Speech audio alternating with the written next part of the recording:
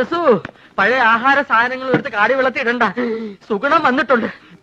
ആ പോർച്ച അംഗവൈദ്യങ്ങൾ സംഭവിച്ച പപ്പടവടകൾ, പക്കുവടകൾ, പരിപ്പുവടകൾ, പഴപൊരികൾ, പൊട്ടിയ പുട്ടുകൾ, വക്കുപൊട്ടിയ ദോശകൾ, അങ്ങനെ any items. I have no problem.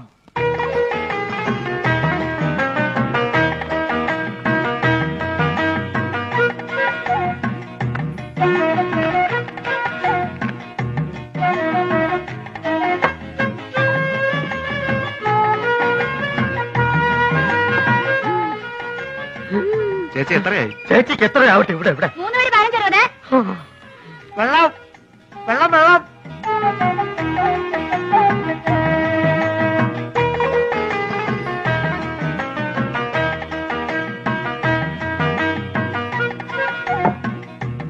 എന്റെ മാധവൻകുട്ടി, ഈ സുഗണൻകുട്ടി നിങ്ങളുടെ കൂടെ ഇല്ലായിരുന്നെങ്കിൽ ഞാനൊരു എരുമക്കുട്ടിയെ വാങ്ങിയേനെ. അല്ല, ഇവനില്ലെങ്കിൽ ഒരു പോത്തിനെ വാങ്ങുന്നു എന്ന് പറഞ്ഞാൽ മനസ്സിലാക്കാം. എന്തിനാ എരുമ?